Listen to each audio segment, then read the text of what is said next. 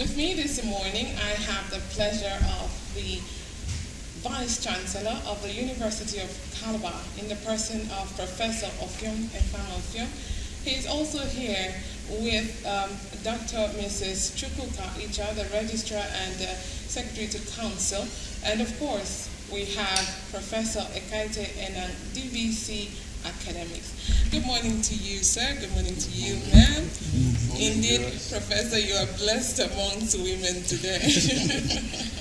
You're welcome. Thank you. Well, first off, Professor, sir, I'd like to first congratulate you as the 12th Vice Chancellor of the University of Calabar, and also congratulate you on in the 38th Convocation ceremony that's to hold this April.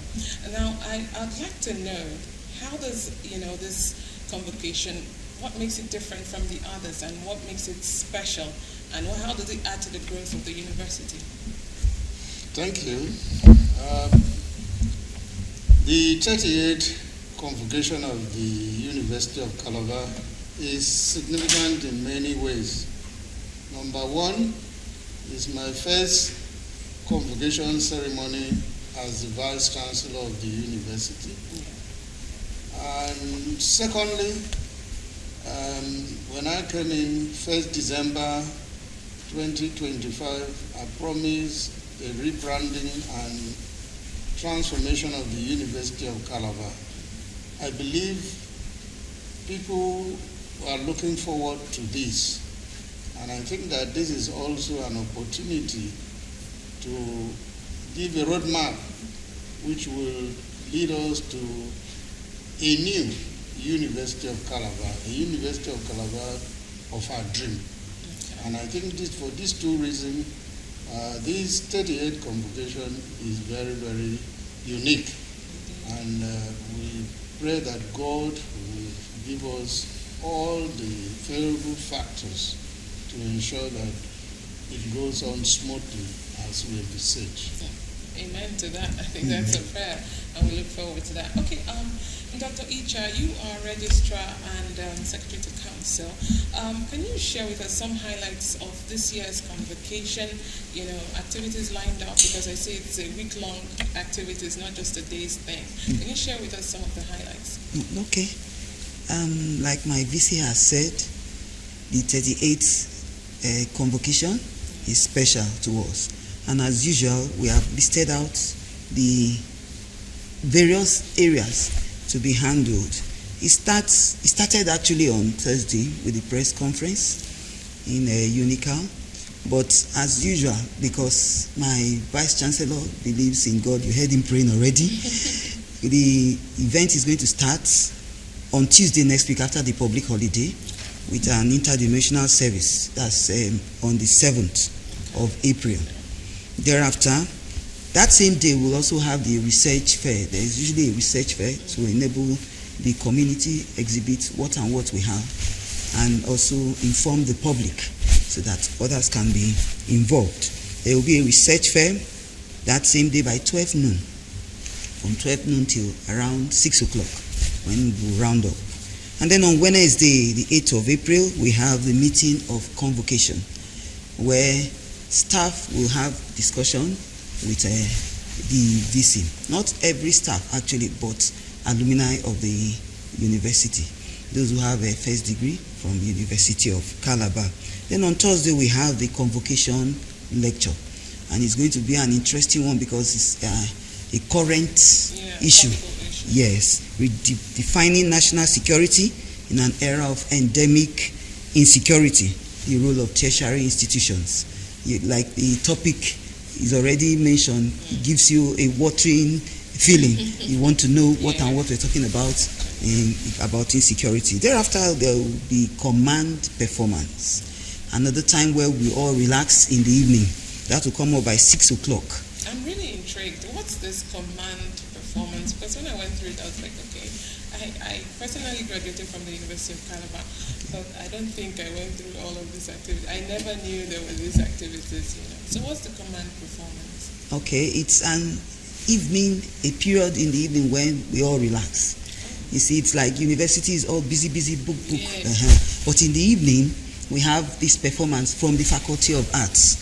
theater arts. Okay. So let me not let the cat out of the bag, so that curiosity will be there. It will be there. And so, but it's always an interesting period. You see some new things. Let me stop there. Okay. And then on Friday, we have the award of diplomas, first degrees, postgraduate diplomas, and master's degree.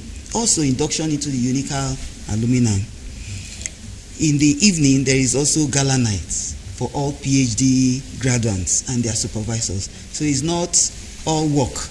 It's because all work and no play makes Jack and whoever and Linda and Janet dog, all boy or girl. And then on Saturday, we have also the award of doctorate degrees, honorary doctorate degrees, conferment of professor emeritus, launching of endowment fund, and induction into Unical alumni. That will also hold at 10 o'clock in a Senator Goswill Akpabio Conference Center. Finally, like I told you, my VC is a lover of God. He said, whether we like it or not, there must be thanksgiving. We started with telling God, thank you. We'll start again, and we'll continue again and end it with telling God, thank you. So on Sunday, 12th April, we'll have a Thanksgiving service, which will hold in St. Paul's Catholic Church in the university there. Okay. Yes, so that's amazing. I think it's a robust gathering and plan for this year. Indeed, it sounds very unique already. Now, I'd like to know, before I move on to Professor Kaite, I'd like to know these activities, especially the fair and the relaxed mode, because we all love relaxation. Is this open to everyone? Like the fair, is it open to everyone coming to showcase or to see? That is, everyone in the university community, or outsiders are also welcome? It's open to everybody in the public, Okay. and that also creates an opportunity for people to have an insight to what are the research going on in the University of Calabar. Okay. And you are free to interact with any university staff mounting any stand. And there are also new product that will be showcased. We also have new ideas you perhaps may not have been very familiar with, which you have an opportunity of being taken through by the experts. Yeah. So it's open for everybody, whether you are a staff, whether you are a member of the public, everybody have an opportunity of again interacting with the university researchers.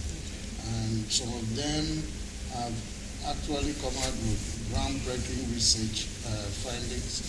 And I believe that this would be also an opportunity for investors to come and tap and see what they can do, or even partner with the university to develop in terms of product. Okay, that's a good one.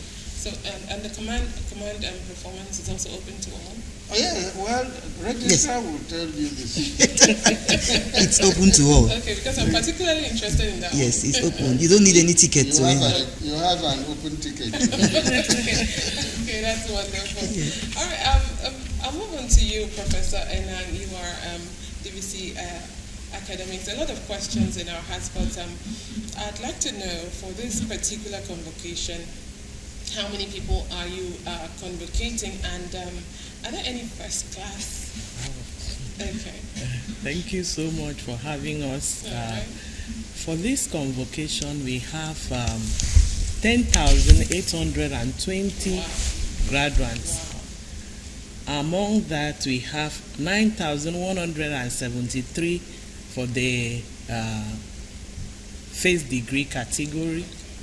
We have 152 diplomas and 1,495 postgraduate students that we are graduating. Then you are talking about the first class category. Yes, we have 52 first class. Okay. And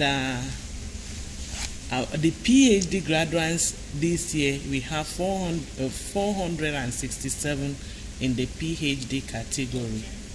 And 739 master's graduates. Beautiful. You were asking my VC about the uniqueness of this particular yes, there is something that we have added. We have over 200 prizes for different categories of graduates, but the one that intrigues me most is the that we have just introduced another category for research, technology, and enterprise, which we want to unveil on Saturday. Beautiful. That's amazing. That's amazing. Well, I don't want to delve into the rudiments of how you came up with who is worth awarded what, but I'm sure that a lot had gone down before you had all of this put in place. Now, I'll still stay with you, Professor, now, in terms of academics. These days, there's a lot of talk in our mouths about the quality of graduates that we have today in the country.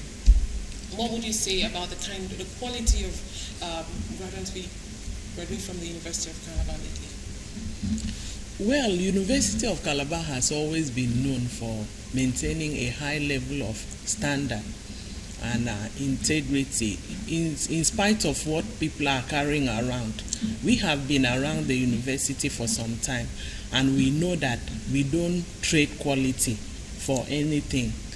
And recently we have embarked on massive curriculum review to make sure that what we are having, what we are pushing out, match with the expectations outside. So I can attest to the fact that what we are pushing out for this year will actually represent University of Calabar wherever they are located. Okay. All right. Come back to you, Prof.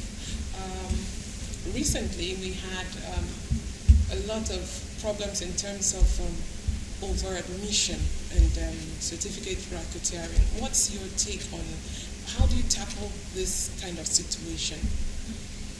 Well, there are two group of standards that helps us in training many professionals. The NUC standard, as well as the professional bodies, they also have their regulatory standard.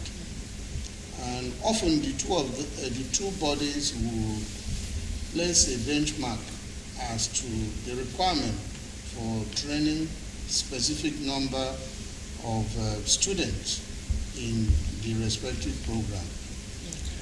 When we talk about over-admission, it is when you overshoot some of these the benchmark NUC or the professional body. Let's take it for instance, medicine and surgery. The Mental and Dental Council has given all the universities, this is a number we believe you can cope with to give them qualitative education for medicine and surgery.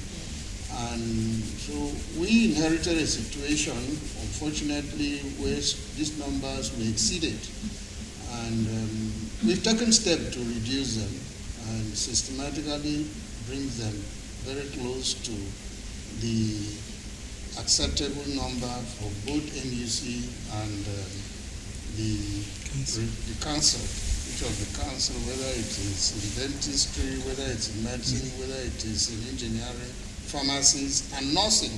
And I'm sure you may have recently heard about some noise coming from the nursing students. So these over-admission are things we are not going to allow to happen. First, we would like to have very strict and qualitative training for most of our professionals. Unical has been known for that, and we don't want to deviate. And the hallmark of my mantra is academic excellence, and we will not compromise it for anything. And I think that the issue of certificate is already being addressed. We now all have a lot of secret code and numbers for all the certificate that is issued from the University of Calabar. So we can't stop somebody going to attempt to fake them, but we have caught many who have tried to do that. Even recently, my DVC academic apprehended one who claimed that he has not been given transcript. And when we investigated further, we found out that indeed the person did not even graduate and came with a fake certificate. And we want to really advise people not to try this, because we have blocked all channels of trying to fake the certificate of the University of Calabar presently. Okay. Well, those, of course, our ears are always on the ground in the media, and you hear a lot of things, so we like to verify. Now, you have mentioned the nursing situation, which is an example of over admission into a particular department. Now, what is the advice for those who fell short? In fact, for some reason, you had to streamline. Okay, I think the DVC Academy can do that. What's your advice to those who fell short, who had to be, cut away? What do you advise such disheartened students? Well, it's a situation that is actually very pathetic, I must say, and very unfortunate too. A committee is on ground to look into the matter, and immediately after the convocation, they will present the report both to management and to Senate. So I am not a member of that committee. Okay. We wait for the committee to present their report, and I hope they will be able to advise management. Their recommendation will be such that will give the students a good landing. Okay. All right, just before I let you go, Professor, sir, it's been amazing to have you, and in fact, I share in the joy that you will share for this 38 convocation. I'm looking at the lecture. I'm particularly interested in that lecture. I want you to just speak to the aspect where how the university comes in terms of the topic of discourse. Okay, thank you. I think in the last 1 year, the issue of security in Nigeria has been a very topical one, and I think it's something that is of concern to every Nigerian. I mean, irrespective of where you are domiciled in Nigeria, and even if you are not here in Nigeria, you have relations in Nigeria, and it has generally been concluded that security is not something that is exclusively for the military or the related agencies. It is something that is inclusive for all of us. And then we also have realized, we saw this coming a long time, and that is why we came up with a program in the University of Calabar known as Department of Peace and Conflict Resolution. And we believe that with this you can really tackle matters that could degenerate into insecurity from the onset, whether it is communal clashes, whether it is issues that are triggered by fake news, etc. We are doing that. So specifically now, what will the tertiary institution, what role is there for the tertiary institution in Nigeria to play in this endemic situation of insecurity? And that is what the lecturer, who himself has been a practitioner in the field and who himself has trained many in the theater of war, without preempting him, I want to believe that he has a lot to tell us.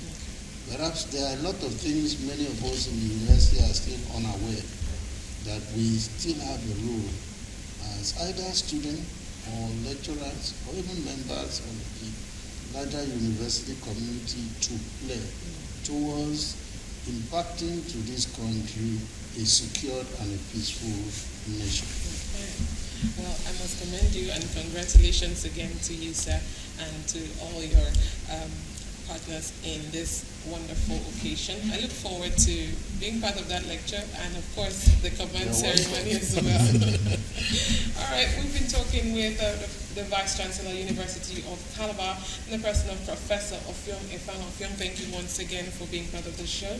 And, of course, I want to also thank you, Registrar and Secretary to Council, Dr. Mrs. Chukwuka Icha. Thank you for your time. Thank you for having us. And last but in no wise the least, the DVC Academics, Professor Ekaite Enang. Thank you for your time, ma'am. Thank you for having us. And I wish you all the best in this forthcoming celebration. Before we draw the curtain, let me also use this opportunity to again invite the general public part of the highlight of the 38th convocation, precisely the one of PhD and honorary council, is the conferment of the honorary council degree on the His Excellency, the Governor of Cross River State. Okay.